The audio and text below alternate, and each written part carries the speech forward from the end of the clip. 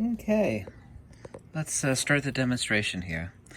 What we have here is a sheet of glass, and it's sitting on top of a very large monster magnet, about the size of my hand. This magnet's actually dangerous enough to kill you. You'll definitely cut your fingers off if you had a hold of it and you passed by like a large refrigerator or something. Anytime I experiment over top of this one, I was experimenting on something separately here earlier, the actual divergent magnetic field will actually affect the cryptochromes. Yes, you could Google search that if you like. Cryptochromes in my eyes. Humans don't have much of it, but animals have a lot.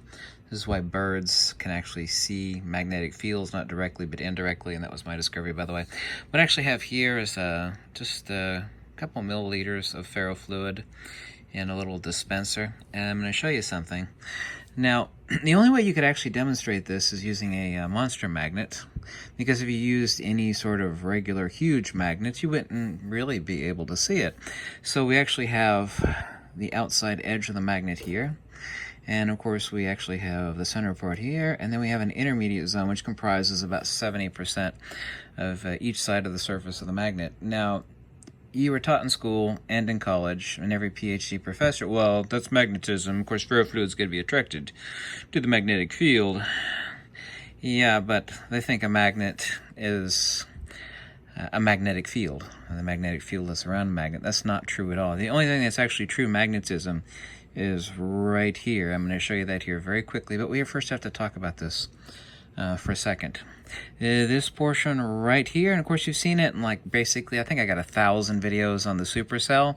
This is not magnetism right here. Well, that's the center part of the magnet. That should be the most magnetic portion of the magnet. No, it's not magnetism at all there. Let me get this piece of glass out of the way just for a second. This is not magnetism at all. This intermediate portion here is a transition. This outside edge here, and this is also why you place seeds here. Yeah, you don't put it here or here on a monster magnet. I gotta make sure not to destroy my phone. My phone is already too close. The only portion that is true magnetism, and it's on both sides, is right here. This is the complete opposite of magnetism. This is increasing inertia. This would be, I'm trying to think of a perfect analogy, and the perfect analogy would be, this would be the drain in your bathtub, right? The drain, right? I think we all know what a drain is. You get a little vortex, it's draining the water out right there, right? Let's just think of the field as water. And out here would be the shower head, right? Where the water comes out and sprays on your, your head. This would be the shower head, and this would be the drain. Distinction without a difference, right? Well, here we have and you can't actually, a Gauss meter won't tell you whether it's a centrifugal magnetic flux or centripetal flux. I mean, it only tells you the ratings in Tesla or microtesla on a Gauss meter. But flow is flow, right? So it doesn't make any difference. Flow is flow. It's all no, it's not. That's the case. Not the case at all. Devil is in the details. Of course, right here is the plane of inertia, right? By the way, this is a really expensive magnet. You can actually get these on eBay, but they actually come shipped in a wooden box inside of another cardboard box, and more stuffing in another box and another box, so it doesn't stick to the metal liner of a truck, because once it gets stuck there, it's never going to be able to remove. That's why it gets shipped in 3 boxes, sometimes 4 boxes. So this is not magnetism at all. This is centripetal dielectric convergence to the plane of inertia, like the drain in your bathtub. This is centrifugal. This is force and motion. This is centrifugal divergence. This is centripetal convergence. And this area right here is not magnetism at all. So now, let's get on to the demonstration. Now, this is, of course, ferromagnetic particulate in an emulsion that causes the nanoparticles of, is ferromagnetic. I think you know what ferrofluid is. So what's going to happen when I actually start dropping it on the surface of this monster magnet? Yeah.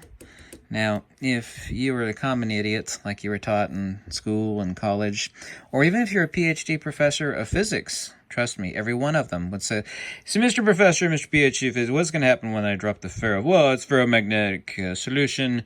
It's going to be attracted. It's going to pool right here at the center of the magnet. Oh, is that so, Mr. PhD? Piled high, deeper, knuckle-dragging, mental midget, subhuman, anti-intellectual. Yes, I have a PhD in physics. This is exactly what's going to happen you tattooed bald loser. You know, I have a PhD. I mean, who are you, you pathetic peon? So, what's going to happen? Before I actually do it, I know you're saying get on to the experiment. Well, first we have to, first we had to talk about that, okay? So remember here, analogously, we have the drain, and over here we have the shower head. This is not magnetism at all. No, it isn't. Well, sure it is. It's monster, super expensive monster magnet. It's red magnetism right there is going. No, 100% not. So let's shut the hell up. And I'm going to try to drop a drop here. Actually, because this magnet is so powerful, it actually sucks the ferrofluid out of the tip. Trust me. Watch it. It'll suck it right out of the tip. I can actually feel the tip bending down. Now, I dropped it. Just one drop right in the center there. We're pretty damn close. Let's see what's going to happen. Then I'll drop a few more. Hold on. What's going to happen? Why is it flowing to the outside edge? Well, it doesn't make any sense. I'm trying not to get my phone too damn close because I don't want to ruin my damn phone. And this... Yeah, why is it not pooling in the center, mister? Let's try another drop here. Okay. I'm going to try to get it directly dead center. There we go. And another drop, and another drop. Let's do several drops. Okay, let's see what happens. There's another drop, another. I'm dropping it dead smack center. Yeah, let's just do a little offset. Yeah, right. Yeah, it's a monster magnet. Why is it not pulling in the center, Mr. PhD physicist? Well, I have a PhD. I know what magnetism is. It's hanging there right on my wall. It says PhD. I'm an expert. Shut the hell up, you tattooed loser. What the hell would a pissant like you know about magnetism? You fat, bald, tattooed prick. Yeah, what would I know about magnetism? Well, apparently I know a lot. I know that this is not magnetism at all. Yeah, the only thing that is magnetism... Once again, we actually have the conjugate geometry of force and motion, inertia, and acceleration, respectively so. The geometry of magnetism is toroidal. In other words, right here at the edge, just to have an imaginary donut or torus around like the intermediate portion extending out from the magnet, immensely so, actually. And right here in the center, we'd actually have the hourglass shape, top of an hourglass on this side, the middle of the hourglass, you know, that thin little narrow channel of an hourglass right in the middle of the magnet, and another bowl of the hourglass with a hyperboloid shape. This, of course, is the conjugate geometry of force and motion, inertia, and acceleration. Inertia and acceleration, of course, would be the hyperboloidal geometry of increasing inertia and acceleration, i.e. centripetal convergence right here. And, of course, anything that is ferromagnetic, of course, is going to accelerate towards true magnetism. The only way you could demonstrate this is with a monster magnet. Let's lift it up. And watch, let's lift the glass up a little bit. Okay, yeah. There we go. And now let's place it smack on there again. Yeah. Let's do some more. Yeah, let's do a few more drops. I've got a few more drops in there. Let's pour it out, girlfriend. Yeah, I'm pouring it right at the center. Why is it pooling on the outside edge, Mr. PhD Professor of Physics? Well, you know, I think you've got this rigged. Oh, I do? Oh, it's rigged, is it? Oh, is that what's happening? Let me actually zoom in a little bit more and try to ink out the last few drops and let you see. Yeah. Yeah. Why, I don't understand. I was taught what magnetism was in college as we got a PhD. You know, what the hell would a pissant tattooed bald monkey like you know about magnetism? You know, and I can't explain this. It's probably a quantum effect. Yes, what's it? It was quantum jumping of the ferromagnetic acceleration of the divergent quantum interaction, and what's happening is there's a quantum field interaction going on here. Yes. Quantum divergence, and there is a mutual quantum phenomena happening where the virtual photons are interacting with a quantum tunneling effect that is accelerating the ferromagnetic suspension of the ferrofluid in the field magnetic moment of the quantum magnetic field. Yeah, there we go. I explained. That's the exact sort of explanation you'd get out of one of the piled high deeper fools of physics. Yes. There ain't no trickery. Take a look at this, by the way. It's kind of pretty. Watch as I lift it up. Of course, I'm tilting it. And watch what happens when I bring it right back down again. There we go. Let's take a look at that again. I gotta get my damn camera so close. I don't want to ruin my damn camera. I would get closer, but this monster magnet is dangerous as piss. It likes to destroy electronic devices because it's a monster magnet. Yes, yes, yes. So, there we go. Let me let the ferrofluid dance around in the field dynamics. Right up here, since we're hovering above the magnet, we actually have the interplay of the centrifugal divergent magnetism and the centripetal convergent increasing inertia and acceleration, which is dielectric, and that is increasing inertia and acceleration towards counter space, because the center of a magnet is not magnetism. Now, this is only the pretty part, yeah? We're going to bring it close to the magnet, and yeah, watch that. I don't think I can do it a little slower. It's kind of hard to hold that piece of glass. Let's do it a little slower. What do you say, girlfriend? Let me take my glasses off. Here we go. I should have done that without glasses on. There we go. Let's try to get, the bit of the ferrofluid there in the center. There we go. There we go. I know you can see it. And it's pretty, isn't it? It's hard for the camera to focus on that, but you can actually see the particles racing towards the edge.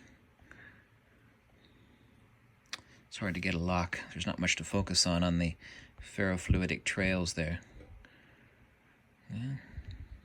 Let's try to get a bunch of it to come to the center. It's not really at the center, but we're just so far away from the surface of the magnet, not super far away. But everything is pressure mediation, girlfriend. Everything is pressure mediation. There we go. This part right here is not magnetism, okay? This is magnetism. That's why you tape your seeds on the edge of the centrifugal edge of a 2 inch by 2 inch by 1 inch neodymium iron boron magnet, which is the best for seed exposure.